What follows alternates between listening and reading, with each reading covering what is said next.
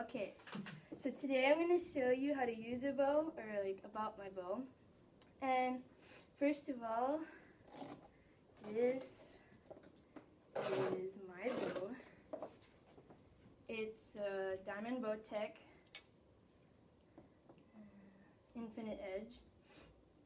And okay, so it can pull up to 5 to 70 pounds, and it's adjustable. You can adjust the cams and everything. And then it goes from 13 to 30 inches to draw it. I'm going to draw it, but don't release it because that'd be bad. Like that. Okay. So there's different types of releases. Mine's just a thumb press, but then there's other ones that go around your arm, like your wrist, and they have a little trigger, so you just touch the trigger and it lets go. Personally, I like those better, but I've been wasting my money on other stuff. And then there's different arm guards. This one is my favorite. You just slip it on. It's just some hard foam. And then there's this one. It's an older one, but it has like some metal in it. So if your feather breaks or whatever, your arrow. And then you can do that. There's two types of bows. There's recurve and then there's compound. This is a compound bow. And the recurve, I know all of you have seen it, like what Katniss uses in Hunger Games, I guess. But then there's also a crossbow where it's like a gun sort of thing. I don't call those bows technically, but some people do, so I put that in there. And then, okay, so then there's different types of quivers. Quivers are what you hold your arrows in. This is just one of them. You can clip it onto your pants or whatever. But then there is some quivers that you can hook up to the side of it. So then when you have an arrow, you can just put one in. And so it's right there instead of having to dig around for it. Plus they stay more organized. Okay, now there's the different types of bows. Different parts of the bow. The first part, I'm just going to say like some little easy ones. This is a stabilizer, so like when you shoot and you don't like move it around all the time, so it keeps it stable when you release. This is the sling. These are the cams. They adjust so you can have different weights, and plus it like, okay, I'm going to do this again. When you pull on it, it's really tight, but then when you get to a certain spot, you can see where it turns, so then it's like really easy. Because like with recurve bows, if you, like, it's tight the whole way, so you're sitting there and you're shaking while you're holding it. That's why I like compound bows better, because then you feel it and then it's just really easy. Because if you're with a deer, well, not with a deer, duh. If you're shooting at a deer, you don't want to be shaking because you're going to have to wait for the perfect time to get it. So you don't want to have to be like moving all the time, and you want that just right spot. Okay, this is the grip where you hold on to it. The limbs are the tops. These are the risers. This is the sight. There's different types of sights that you can get. Some of them have a light that shine down, but mine is fiber optic. You can see like there's different colors, and the light comes through it, if you can see it. So then it like lights up, so it looks like they're lighting up, but it's actually not.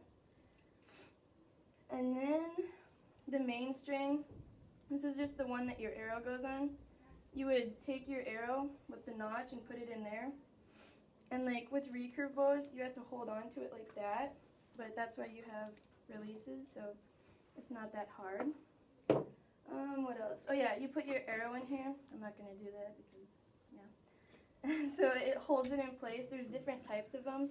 There's some where it has like stuff all the way around it, so it keeps it more in place, or there's somewhere it just has a little lever. Personally, I like these better because it just, I don't know, I just grew up with that. Okay, what else?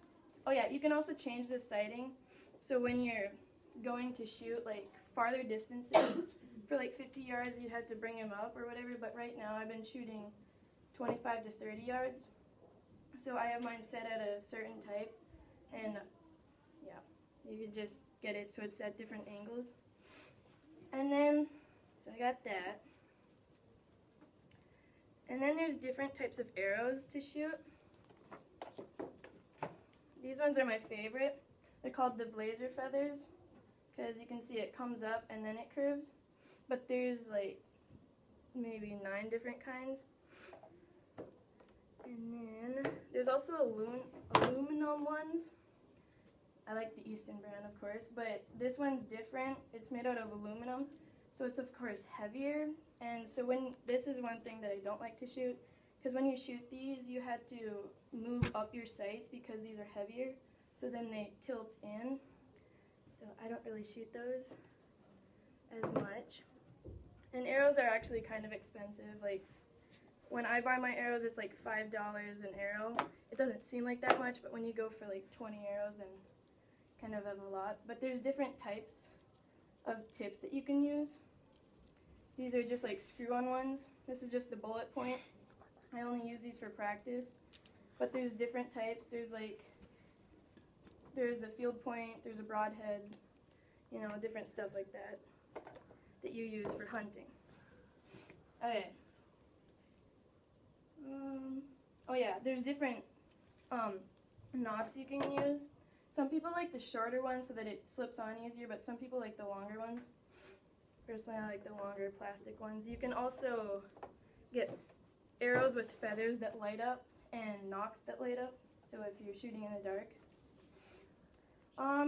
My bow, it shoots up to 310 feet per second and 211 miles per hour in that time, so that's actually pretty fast when you think of it.